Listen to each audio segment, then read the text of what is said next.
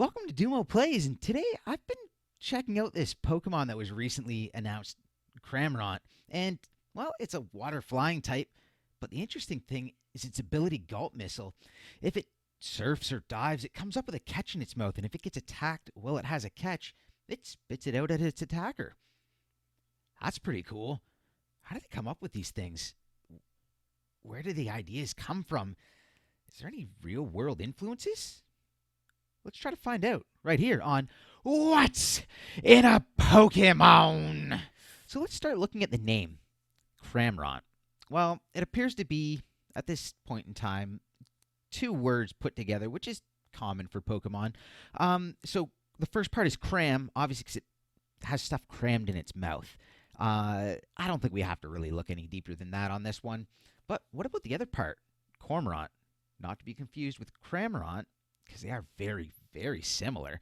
Well, cormorants are a family of bird, and well, they can be found in the UK, which is where Galar is based. In fact, they can be found all over the world. So I guess that would lead us to expect to see more Cramorants going forward in future games from Pokemon in other regions. So cormorants share a family with shags. The great cormorant and the common or European shag are the ones that are found in the British Isles. Most have dark feathers, long, thin-shaped beak with a hook. They have webbing between all their toes and shorter than usual wings that are good for propelling themselves underwater. They all eat fish by diving from the surface. They'll be on the surface, they'll dive down, catch a fish, and bring it up. After eating, they like to stand out with their wings spread to dry their feathers. And we see that in the animation, which is pretty darn cool. They're coastal birds. They nest in colonies along the shorelines. Cramorants are also seen inland as well. However, for shags, it's extremely rare. So let's look at the areas we're going to be able to find them. Where we've seen them already in the wild are right here in the icy area, which is along the shoreline. And since, again, coastal, we can expect to see them probably in the town with the dock, with the marina. So that's kind of where I'm expecting to see them. If we can get access up top, we may also see some up there.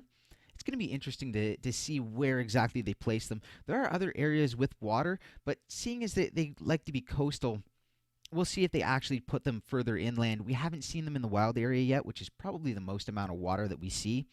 So let's keep an eye out for that. But what about the ability Gulp Missile and the spitting out at predators? Well, there's a bird for that. In fact, there's a bunch, but what we're going to focus on is the Fulmar. The Fulmar, they appear like gulls, but more related to an albatross. And they've actually developed this really interesting stomach oil. Now, the oil is made up of wax esters and triglycerides. I don't really know what it means, but it is still cool.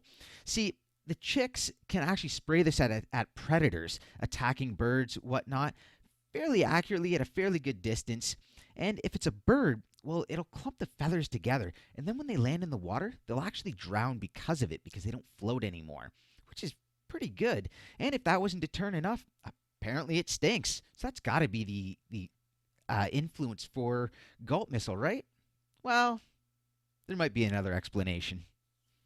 Well, there's actually a little bit more to go with cormorants. See, there's an old style of fishing called Cormorant Fishing. It's been used in places like Japan, China, Macedonia, Greece, even England and France for a very short period. Now, in this ancient form of fishing, they tie a string around the bird's neck. Not too tight that it can't breathe or eat. It is actually able to swallow smaller fish, but the larger ones get caught. It's not able to swallow them. Then they bring them back into the raft, the boat, whatever, and they have them spit out their catch. You see that? Spitting out the catch. Now, this is dying off, but it is still a tourist attraction in places such as China. But again, it's dying off. There are, however, a bunch of videos, and I'll have links to those down below. So at the end of it all, I feel like cormorants are probably the exclusive inspiration to Cramorant.